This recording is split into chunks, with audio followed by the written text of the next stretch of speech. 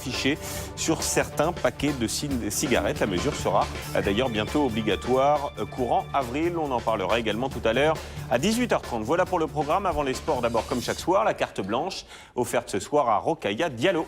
Travail d'arabe, c'est le nom de cette exposition dont vous nous parlez ce soir, Rokhaya. Oui, elle s'appelle Attention, travail d'arabe. Donc c'est tiré de l'expression populaire à connotation raciste qui signifie travail bâclé et qui annonce la couleur puisqu'en fait l'exposition prend le parti de porter un regard un peu ironique, un peu humoristique, un peu décalé sur les questions migratoires et en particulier sur le rôle de l'immigration maghrébine dans l'histoire de France. Et c'est une manière en fait de dédramatiser et de décrisper sur un sujet qui est quand même assez sensible. Et donc l'exposition contourne de manière, je trouve, assez brillante la difficulté de questionner la mémoire, notamment la mémoire coloniale. On a pu voir à l'occasion de la sortie du film de Rachid Bouchareb que c'était très très polémique. Et finalement, elle parle des migrations maghrébines et rappelle que c'est pas nouveau en fait, de l'empire colonial à la marche pour l'égalité jusqu'aux travailleurs immigrés et puis plus récemment ces Français dont on questionne en permanence l'identité alors qu'ils sont pleinement français.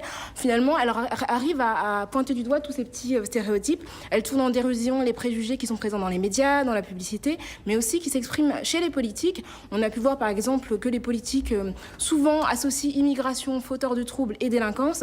Et cet après-midi, par exemple, les députés devaient voter une énième loi sur l'immigration qui faisait la part belle à la sécurité. Donc on voit bien que ce sont des questions qui sont des questions d'actualité et qui, sous le prisme de l'histoire, expliquent les mécanismes de la construction des stéréotypes. Et ça fait écho aussi à d'autres actualités. Par exemple, il n'y a pas longtemps, Florent Pagny se plaignait du fait que ses enfants puissent parler rebeu. Et ce matin, le quotidien Midi Libre disait qu'une professeure qui avait décidé d'enseigner une berceuse à ses élèves qui étaient en partie en arabe avait reçu des lettres anonymes de parents qui étaient mécontents. Pourtant, notre langue française emprunte beaucoup de mots à la langue arabe, les mots comme abricot, comme nénuphar, et de manière plus opportune, des mots comme amalgame sont des mots d'origine arabe.